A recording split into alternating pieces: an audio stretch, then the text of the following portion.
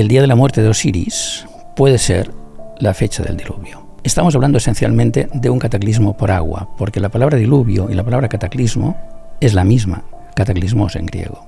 No necesariamente tenía que tratarse de una lluvia infinita. Podía ser, por ejemplo, el impacto de un cuerpo celeste sobre el agua, sobre el mar, que generase un auténtico cataclismo que se llevase no solamente esta isla de los orígenes, sino que se llevase otros lugares al fondo del mar. Esta isla de los orígenes es llamada la Tierra de los Primitivos por Raymond, y no tiene ninguna duda en su interpretación de los textos de Tfu de que esa Tierra de los Primitivos terminó en la oscuridad y bajo las aguas.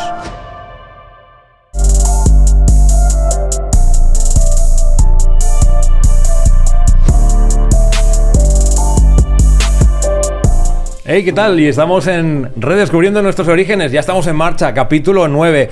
Un capítulo que va a ser, ya os digo, muy importante. Capítulo que nos habla del enigma de los canales estelares. Un capítulo...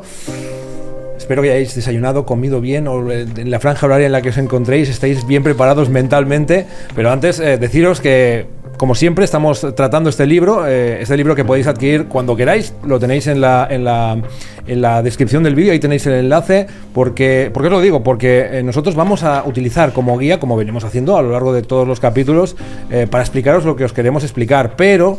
En el libro tenéis todos los procesos científicos que se han desarrollado para llegar a las conclusiones a las que nosotros hemos llegado, o mejor dicho, vamos a explicar en este programa, un programa que, como os digo, tiene mucha importancia para lo que estamos explicando.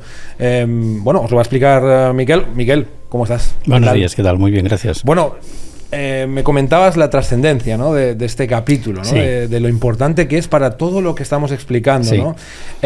¿Por qué es tan importante? Vamos a ver, vamos a hablar del enigma de los canales estelares. Y el enigma de los canales estelares es algo que se ha planteado desde mucho tiempo atrás por parte de los egiptólogos que han estudiado la Gran Pirámide. Es decir, se trata de unos canales perfectamente cortados, orientados a norte y sur, de tal forma que... según hasta ahora se había establecido, apuntaban a determinadas estrellas, a las alineaciones de determinadas estrellas. Están perfectamente encajados en la fábrica de piedra del monumento, enmarcados con bloques de piedra, y tienen aproximadamente una medida de unos 20 centímetros de ancho y de alto. Estos canales, con sus alineaciones, nos van a dar algo muy espectacular, que es el tiempo. No solamente el tiempo de construcción de la Gran Pirámide, que lo veremos, es decir, la fecha inicial y la fecha final de la construcción de la Gran Pirámide, sino que a partir de ahí nos van a dar algo mucho más inquietante que iremos viendo a lo largo de este episodio. A ver si lo he entendido. Me estás diciendo que los canales estelares, aquello que siempre ha habido, recientemente ha habido intentos para, bueno, han metido sondas, ¿no? Han metido robots para avanzar, ha habido dos robots, ¿no? El Upu-Aut de Gantenbrink es uno de los... Bueno, en el 94 me parece que fue una cosa así, ¿no? Mediados de los 90. Sí, es el que se encontró con esa primera losa, ¿no? Que tenía como que los tapaba, sí. Con dos manecillas, y después es cuando ya en el siguiente intento, que ya no fue hace tanto, perforaron la losa, pusieron una cámara óptica y vieron que había otra. Pero lo importante en este caso, que no digo que no lo sea, cuidado, que hay detrás de la segunda losa, puede ser que haya una tercera, etcétera, pero sobre todo lo importante, o lo que yo he encontrado, para ser más exacto, es para qué servían, y a dónde apuntaban y con qué finalidad. Y eso lo vamos a ver durante el día de hoy. Pero antes de esto, vamos a tener que hablar del mito de Osiris y del gran cataclismo. Vamos a ver. Osiris era un dios de los difuntos en el Antiguo Egipto. Resulta ser que, según Plutarco, nos da la fecha exacta de la muerte de Osiris. El 17 del mes de Atir, que es el tercer mes del año egipcio, cuando el sol se hallaba en la constelación de Escorpión y cuando la luna estaba bastante menguada. Es decir, Plutarco lo dice en plan serio, no es en plan mitología y tal. No, dice, oye, hay una fecha, ¿no? Vamos a ver, Plutarco era sumo sacerdote de Delfos. Por tanto, se suponía que podía tener muchísima información sobre lo que había pasado en la antigüedad. Es decir, no estamos hablando de cualquier personaje, ¿correcto? Los datos que da Plutarco son los datos de una fiabilidad total, como he podido comprobar, porque a partir de ahí me pregunté qué podía ser esa fecha.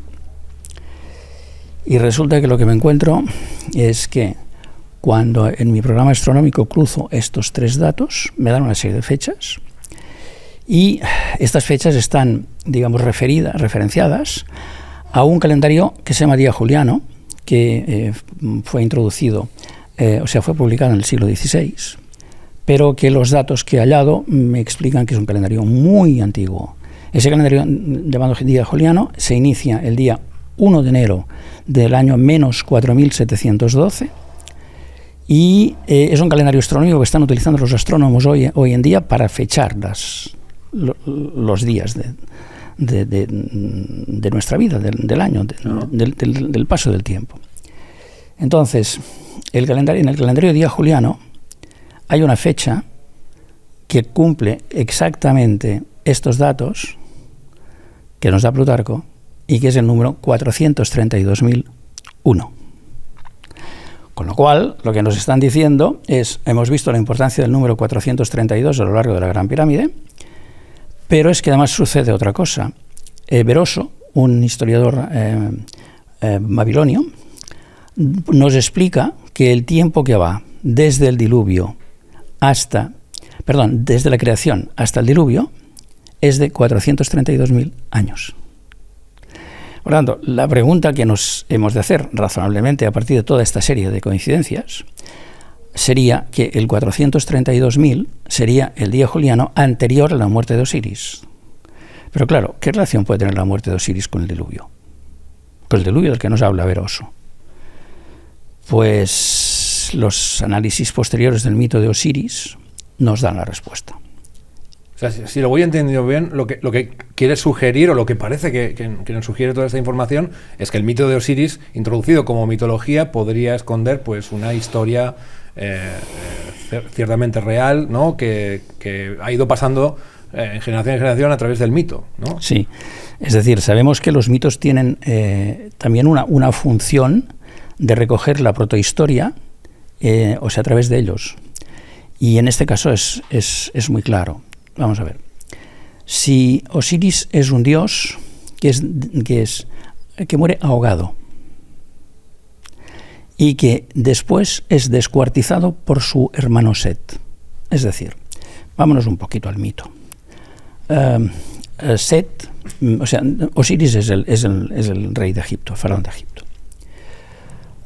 Su hermano Set le tiene una envidia, es el mito egipcio del Caín y Abel bíblico, para entendernos, pero transformado en monarquía. Y a partir de ahí le prepara una trampa. Se ve que Osiris tenía una medida bastante superior a la normal, entonces prepara un sarcófago, una caja que terminaría siendo un sarcófago, una caja con oro y pedrerías, maravillosa, y en la corte propone que se vayan introduciendo en él los distintos nobles y que lo regalará a aquel que tenga exactamente sus medidas. Todos se van introduciendo, ninguno cumple las medidas hasta que le llega el turno de Osiris.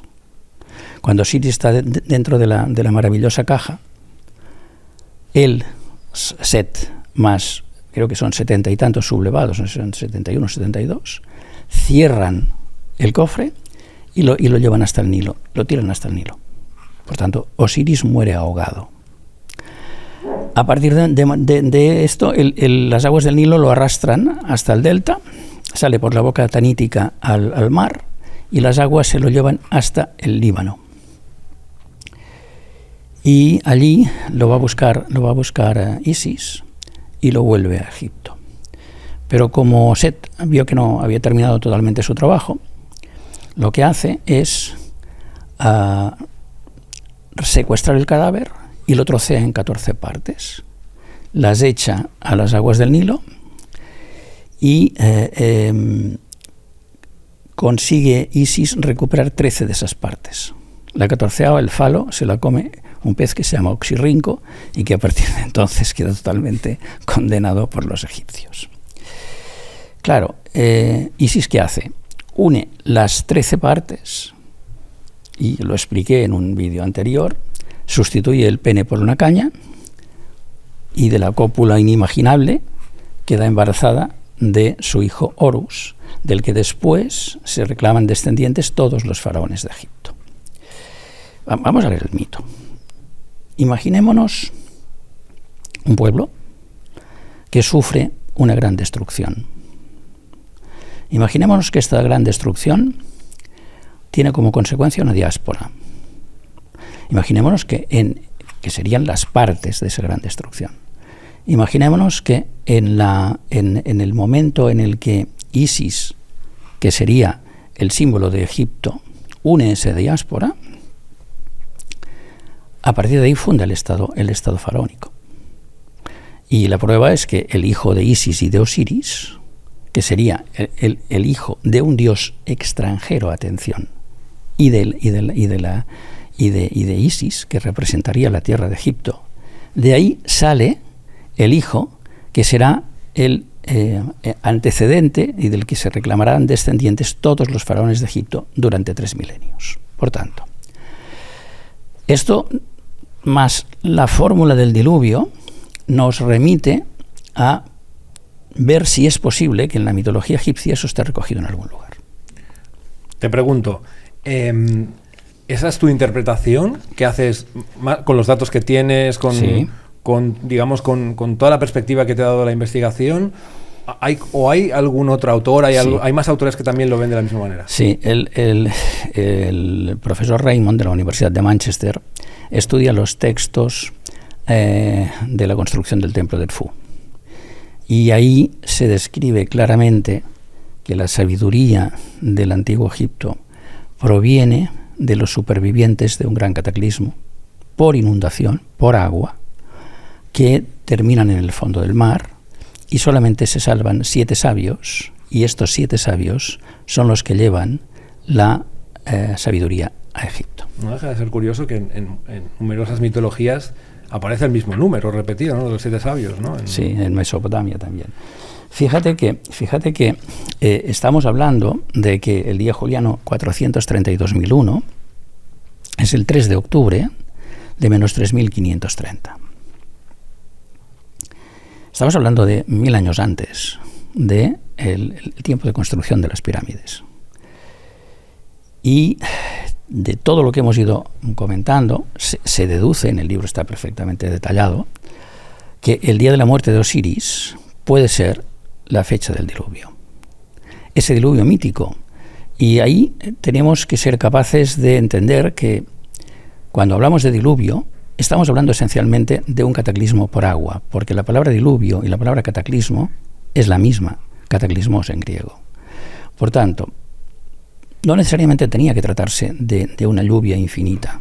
Podía ser, por ejemplo, el impacto de un cuerpo celeste sobre el agua, sobre el mar, que generase un auténtico cataclismo que se llevase no solamente esta isla de los orígenes, sino que se llevase otros lugares al fondo del mar. Esta isla de los orígenes es llamada la tierra de los primitivos por Raymond. Y no tiene ninguna duda en su interpretación de los textos de Edfu de que esa tierra de los primitivos terminó en la oscuridad y bajo las aguas. Plutarco nos da el enorme servicio de darnos esta fecha. Y esta fecha será definitiva, decisiva, para entender qué representa la Gran Pirámide. De momento memoricémosla. 3 de octubre de menos 3.530. Día juliano 432.000.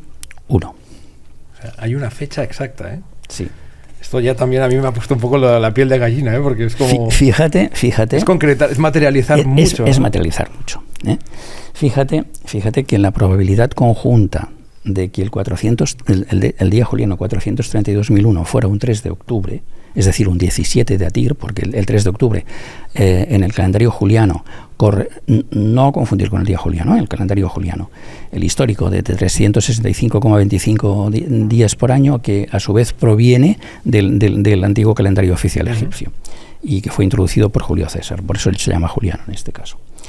Bien, resulta ser que el 17 de Atir, en que la luna está bastante menguada, el sol está en Escorpio, y es esa fecha que he comentado, la coincidencia de estos tres datos en una cifra es de una probabilidad entre 312.075. Es decir, que es como si sobre 100 millones tuvieras 32 probabilidades. Por tanto, solo por el cálculo de probabilidades ya estamos insistiendo en que esta fecha, no solo por el cálculo de probabilidades, el cálculo de probabilidades, quiero decir, confirma que esta fecha es una fecha absolutamente decisiva en la historia, es decir, en nuestra protohistoria, y que probablemente, en este caso no probablemente, estoy seguro, que lo que está haciendo es confirmar la fecha de ese cataclismo que es conocido como el diluvio. Y una prueba que yo creo que es preciso tener en cuenta es que tanto la reforma juliana del calendario, tanto la reforma gregoriana del calendario, que tuvo lugar en 1582, como la posterior reforma luterana del calendario, toma como base un día antes y un día después de esta fecha. El aniversario, el día antes o el día después de este aniversario. Lo cual no deja de ser absolutamente connotativo de que en la antigüedad esta fecha era conocida como mínimo por determinados sabios astrónomos que pudieran acceder a esta información secreta, me atrevería a decir, del pasado. Veo que lo tienes clarísimo, o sea, no veo ninguna sombra de duda en tu mirada de decir, estoy absolutamente convencido, seguro que hay mucha gente que va a confrontar con esta visión alternativa de la historia, pero mi pregunta es, ¿por qué crees que ha sobrevivido tan poco? O sea, yo me imagino, por lo que explicas, que el desastre fue de tal magnitud que quedaron muy poquitos. O sea, o se dispersó mucho toda la población que había en el mundo, quedó muy menguada. Tiene que ser algo muy traumático, ¿no? Para que nuestra memoria quede tan mellada, ¿no? Tiene que ser algo así. Sí, efectivamente. Y eso explicaría por qué después la sabiduría que procede de esa tierra de los primitivos, de esa civilización madre, se encripta en la arquitectura. Porque la arquitectura resiste. Claro, pervive, ¿no? Y pervive. Bueno, ahí lo tenemos, ¿no? La Gran Pirámide. Ahí está después de 4.500 años. Entonces, fíjate que hay datos que además son perfectamente constatables. El hecho de 14 partes del cuerpo de Osiris. Uh-huh. ¿Y si fueran 14 generaciones? Eso serían 342 años. Y resulta que desde esa fecha 3530 hasta la fecha de 3188, en la que Sewell, menos 3188, sitúa el inicio de la monarquía egipcia, hay un tiempo muy similar a estas características. No es más y podrían ser también las tribus que había los pueblos o las tribus que había en la zona y que quedan unificados en un solo reinado. Probablemente, pero es que el tema es de dónde venía el unificador. El unificador. Es decir, Osiris lo presentan como un dios que les enseña la agricultura. En la propia mitología. Y una vez más se repiten los mismos mitos, ¿no? Claro. Los sabios que vienen de otro sitio y que implantan conocimiento, sabiduría, ciencia, la agricultura, que es un clásico también, ¿no? Es decir, todos los principios civilizadores, ¿no? Efectivamente. Son sabios civilizadores. Efectivamente. Y esto se repite en muchas mitologías, pero no solo en Egipto y en Mesopotamia, sino también nos vamos al otro lado del mar, cruzamos el charco y nos encontramos algo parecido también, ¿no? Con Quetzalcóatl, por ejemplo. ¿No? Sí. Siempre hay mitos civilizadores, ¿no? Siempre hay mitos civilizadores de dioses que vienen de fuera, ¿vale? Fíjate que otro de los datos que yo creo que es preciso resaltar es que sabemos que la altura total de la Gran Pirámide era 147,134, para ser exacto, 147,133,5 metros. Uh-huh. Muy bien. Se me ocurrió mirar, porque siempre se había dicho que era la distancia al Sol en el perihelio, se me ocurrió mirar a qué distancia estaría el Sol el 3 de octubre de menos 3.530. Me tengo que remontar 2 días atrás. al 1 de octubre de menos 3.530, en el Sol se situó exactamente a 147.133.510 kilómetros. Quiere decir que se situó a 100 millones de veces la altura de la Gran Pirámide. Por tanto, la altura de la Gran Pirámide puede contener la fecha exacta con una diferencia de 2 días. Y nos preguntamos, bueno, ¿por qué esos 2 días? Lo que se me ocurre es que ese gran cataclismo pudo durar 2 días y que, de hecho, Platón habla en un caso, que luego veremos la referencia que representa, de un día y una noche terribles, llevándose una isla al fondo del mar. Y fíjate de que estamos hablando de 2 días antes del gran cataclismo. Por tanto, son muchos elementos los que nos constatan que la teoría establecida, o sea, que confirman la teoría establecida, para decirlo más fácilmente. Dicho esto, la ubicación de los 342 años y las 14 generaciones que hemos comentado antes, si nos fuéramos desde el menos 3.530 hacia adelante en estos 342 años, nos encontrábamos, como he dicho antes, con la datación que le da a Sewell a la unificación del país del Nilo bajo Menes o Narmer. Pero fijaros que la pregunta es ¿quién es Sewell? Sewell es un astrónomo, yo me atrevería a decir, es un especialista en calendarios, sería un arqueoastrónomo prácticamente, que publica un texto maravilloso en un libro publicado por la Universidad de Cambridge, que después me ayudará a reconstruir el origen del calendario egipcio, combinando los datos que nos da Sewell con los que nos da Teón de Alejandría. Y este, de hecho, es uno de los elementos de los que puedo estar más satisfecho, porque siempre se había buscado cuál sería la fecha inicial del calendario egipcio, precisamente para poder remitir la cronología egipcia a esta fecha original, ¿no? Que no tiene que ver con la fecha inicial de la fusión de Egipto, ¿no? De la formación de Egipto. Luego lo comentaremos. Bueno, de hecho aquí tienes en el libro, por si os interesa, si lo queréis adquirir, y aquí viene muy detallado, ya tú marcas la cronología de la protohistoria, ya. Sí, claro. Lo tienes bien detallado. Marco la cronología de la protohistoria. No nos vamos a entretener ahora porque no nos va a permitir explicar más cosas que nos interesan, pero bueno, antes ya lo has adelantado. Te iba a decir, te iba a comentar, oye, Miquel, entonces podemos decir, porque además los canales estelares están incluidos en la mampostería o en la en la fábrica de piedra de la Gran Pirámide originalmente. Claro, eso ya indica una planificación. Da la sensación de que parezcan como agujas de un reloj o un mecanismo, ¿no? De piedra, ¿no? Sí, yo diría que lo asociaría más con un telescopio. ¿No? Claro, aun y cuando al final giran, ¿no? Si en el tramo recto, que también tiene rectificaciones en el tramo, porque se ve que no les era fácil apuntar, ¿no? Para saber exactamente cómo iban, ¿no? Pero bueno, si vemos el tramo final de los canales, que es el más largo, nos da datos que lo que hacen es confirmar la teoría que he establecido hasta ahora. Vamos a por ello. Estos señores se atreven a apuntar a un planeta para fijar exactamente la fecha inicial y la fecha final de las obras. Entonces se produce la paradoja de que, lógicamente, cuando apuntan en la fecha inicial de las obras no están empezadas, pero ellos tienen el proyecto de arquitectura hecho.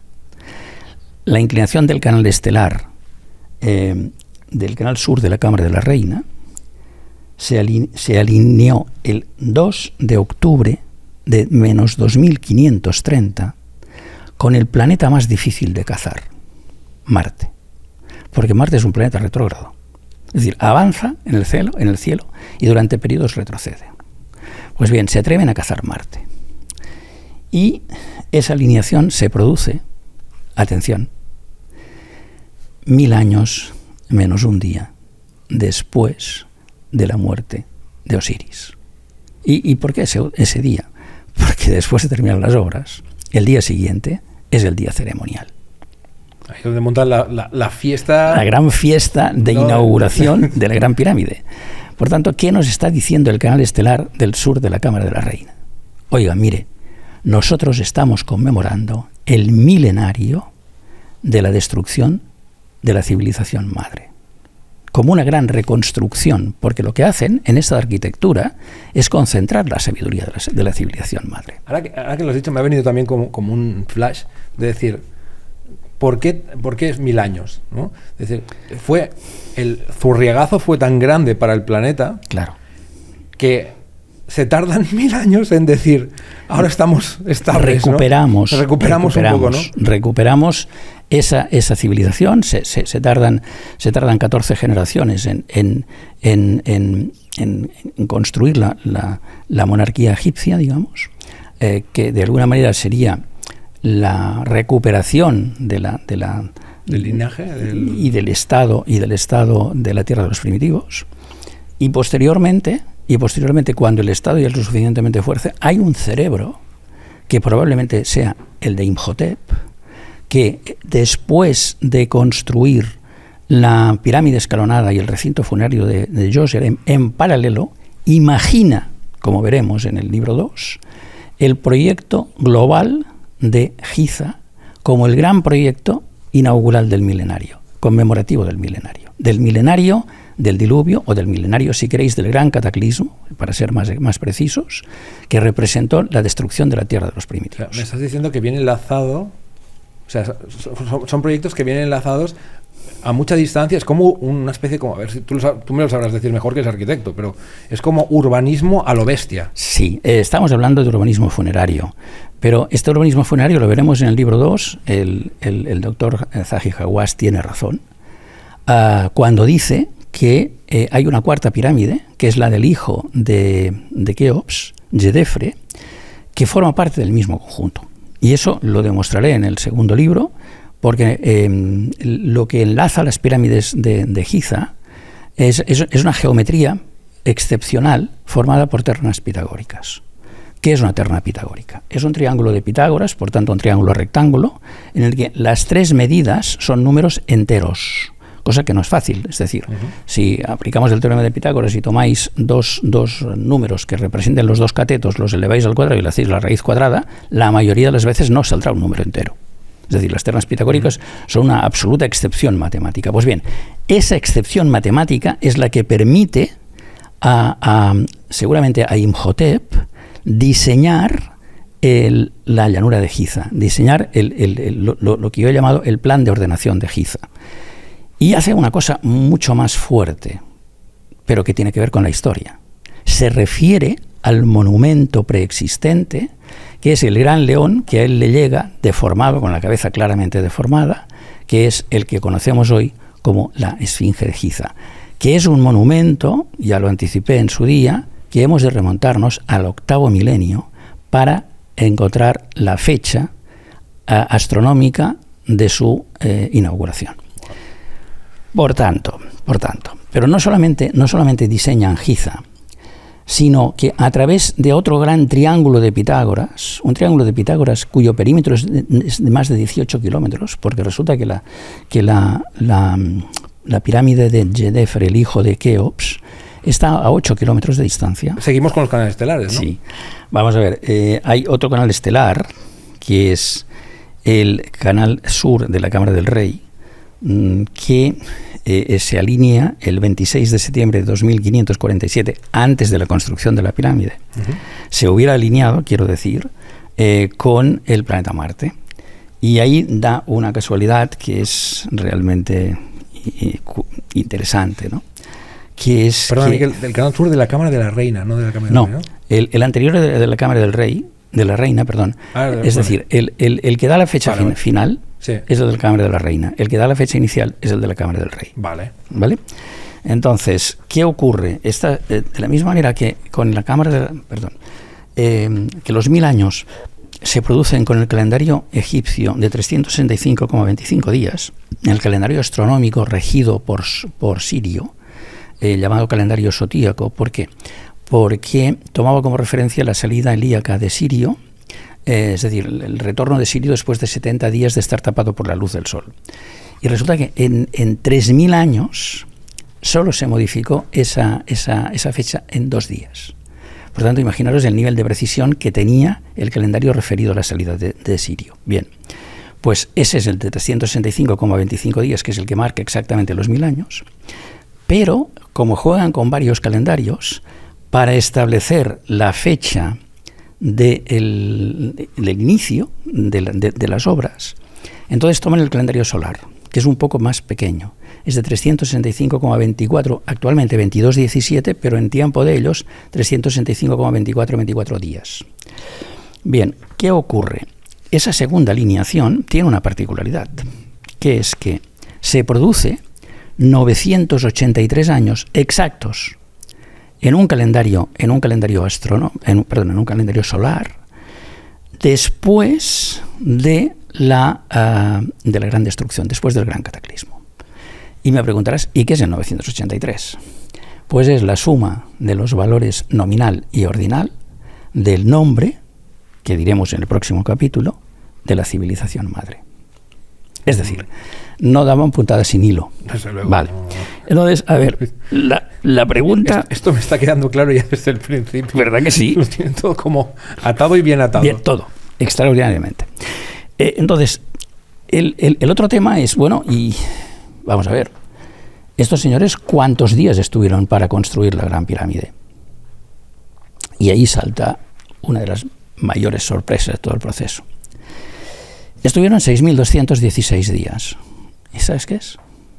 7 veces 888 días.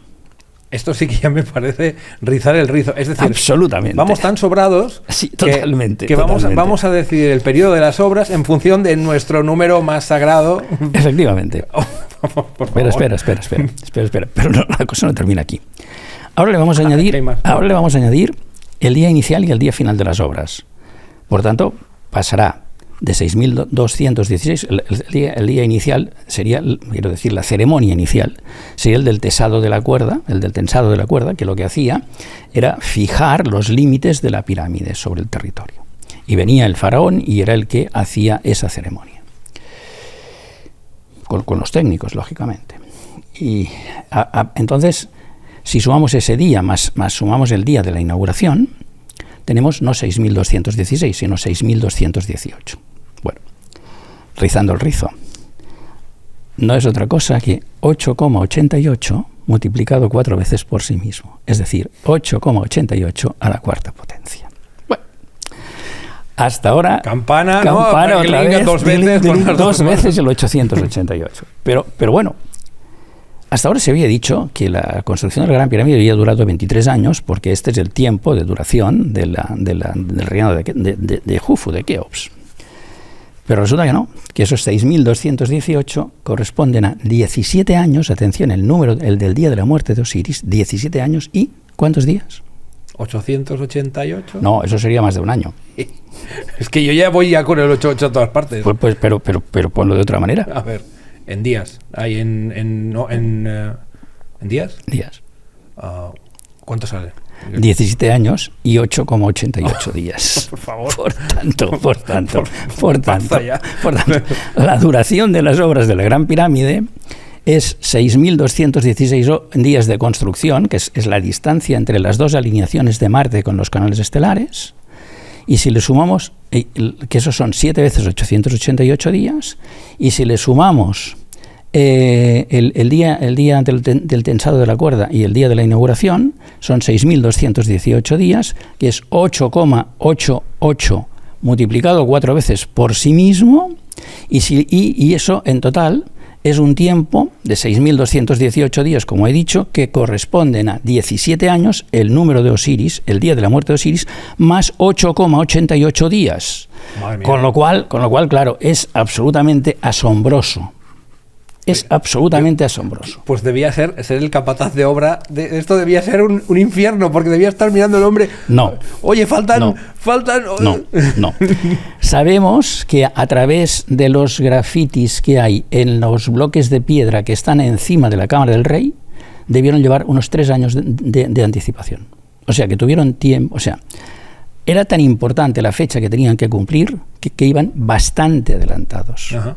Lo cual no quiere decir que, como pues sucedió, por ejemplo, con el monumento a Washington en la capital federal de los Estados Unidos, que después de haber terminado la construcción pasaron un tiempo para esperar una fecha clave de inauguración. Vale, entonces, es que si no, yo me imagino también el señor ese que estaba dirigiendo la obra diciendo, venga, rapidito que no llegamos. Bueno, eso pasa en todas las obras públicas, y en una obra pública, por importante que sea, sucede.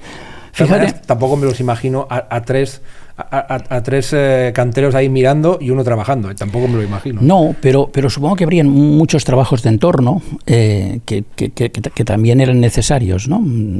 Que no solamente sería la construcción de la Gran Pirámide, ¿no? De tal manera que, aunque llevasen cierta anticipación, que además pudiera ser que esa anticipación se retrasase, porque después recordaros de lo que dijimos en el episodio anterior, que es que hablábamos de la posición de la Cámara del Rey, de la posición real de la Cámara del Rey, de la posición de la Cámara Sepulcral que aún no hemos encontrado. Por tanto, todo el montaje del faraón, de todos los tesoros del faraón que le acompañarían, y igual eso lo hicieron cuando murió el faraón y no antes, lo desconozco. Pero si eso no fue así, en cualquier caso todo el arreglo del entorno tenía que ser enormemente importante, ¿de acuerdo? Porque hay templos funerarios, etcétera. Bueno, el caso es que nos hallamos ante una civilización que los números y la precisión es absolutamente extraordinaria. Ya nos gustaría que las obras públicas se hicieran con esa precisión, los arquitectos, ¿no? Bueno, vamos a ver, más cosas. Marte. ¿Por qué Marte? Bueno, esa es la gran incógnita, porque resulta ser que ahora sabemos que Marte puede tener hielo en sus casquetes, y además puede ser el único planeta, digamos, entre comillas, habitable del sistema solar. Todos los demás o son planetas gaseosos o son hornos, ¿no? Entonces, ¿qué pasa? Marte se llamaba Ares en griego, ¿no? Y resulta ser que la suma de los valores nominal, que es 309, reducido 12 y reducido integral 3 de la palabra Ares, nos da 324. Adivina cuál es el radio del planeta Marte expresado en Iterus. 324. La otra pregunta es, oiga, ¿estos señores conocían el radio de Marte? Claro, si eran capaces de calcular la distancia a Sirio, por descontado, podían calcular el radio de Marte, ¿no? Del planeta rojo. Y antes hacías bromas sobre los capataces. Claro, como he construido, pues yo me planteé seriamente que cuál podía ser el tiempo, es decir, el volumen de piedra que tuvieran que mover por día. Como sabemos que el volumen total son 17.969.175 codos reales cúbicos, porque nos lo ha confirmado la ley del 888, y sabemos que la obra duró 6.216 días, podemos calcular cuál es el volumen de piedra que tuvieron que situar cada día. Y es 2.892 codos reales cúbicos. Es decir, aquí nos encontramos con el número de la civilización madre, no la del Dios único, no el número del Dios único, que es el 888, sino con el número de la civilización madre. Bien, pero fijaros que si ahora transformamos ese numerito tan bonito de 6.216 días, lo transformamos en volumen, en codos reales cúbicos, ¡oh sorpresa!, nos encontramos que era el equivalente de 892 metros cúbicos. Es decir, 7 veces 888 codos reales cúbicos le correspondía un volumen de 892 metros cúbicos. Es decir, vamos a ver, estamos ante un sistema de una complejidad absolutamente extraordinaria que nos dan distintos planos de interconexión para darnos permanentemente el mismo mensaje. Somos una civilización científica avanzada, ya lo veremos, pero puedo decir que avanzada, al menos respecto a lo que creíamos hasta ahora, que se basa en dos identificadores principales, el nombre de su dios uno, que es el 888, y el nombre de esa tierra de los primitivos, que era su civilización madre, que es el 892. Porque el volumen de la Gran Pirámide, con muchísima aproximación, se puede calcular como el producto de 892, que lo hemos hallado, por 2892, que también hemos hallado. Por tanto, sorprendente, ¿verdad? Yo estoy aturdido. Es que yo también. Es que solo hace falta que me digas que en la esfera de coronación la acabó metiendo con un triple desde abajo el faraón, ya de los sobrados que iban. Chuf. Desde abajo y todo el imperio jaleando y tirándose el triple ya para allá, venga. Eso hubiera sido más difícil que... Y vale por 888 puntos. Eso hubiera sido más difícil es que, ya... que encender el pebetero con la flecha incendiada en los Juegos Olímpicos de Barcelona de 1992. Desde luego. Pero claro, como iban tan sobrados, pues venga. Te puedes imaginar lo que fuera. Triple, es que, te puedes imaginar lo que fuera. Bueno... vamos a ver por dónde seguimos. Sí, más elementos sobrados. Más, venga. Y a ver de qué manera encaja esto. Es decir, a ver de qué manera encaja esto con el día juliano, ¿no? Porque es como si el día juliano se hubiera basado en dos fechas. La instauración del día juliano. Una, que fuera el 432.001, el día final, el día de la muerte de Osiris, el día del gran cataclismo. Tengo que avisar de que el día juliano empieza con un número, o sea, con un hecho bastante raro. El día 0 es el día 1 de enero de menos 4.712, es decir, empiezan contando con un día 0. Sí, esto probablemente fue para conseguir un ajuste, porque fijaros, el día de la inauguración de la Gran Pirámide fue el día juliano 797.251. Y eso no es otra cosa que 892,8888 periódico elevado al cuadrado. Es como si todo el rato están acotando para... Si tienes dudas de una cosa, no te preocupes, que te damos... Por otro lado, te entregamos la información porque hay diferentes maneras de llegar, ¿no? Y siempre queda corroborado. Es lo que decíamos antes, no dan puntadas sin hilo y se quieren asegurar de que la información siempre viene bien dada, pero es que yo no me imagino un sistema de coordenadas matemático donde eso tenga cabida. O sea, ¿de dónde parte eso? Es que es muy complicado. Yo no me lo imagino tampoco. Es decir, por eso la gran duda es cómo lo hicieron. Porque fíjate que lo que estamos haciendo es combinando sistemáticamente datos y datos y datos y datos, como si tuvieran distintas entradas dimensionales, ¿no? ¿Cómo se cruza todo esto?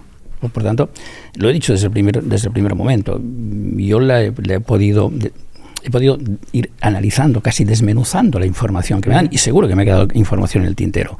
Pero llevo toda la vida diseñando, pero hubiera sido incapaz de diseñar una cosa de este estilo, porque, vuelvo a decirlo, lo dije el otro día, aquí detrás hay como un componente mágico. Es como si estuviéramos hablando de la Geka egipcia, de la magia egipcia, ¿no? Lo que pasa que, por ejemplo... Claro, tienes cierta razonabilidad, ¿no?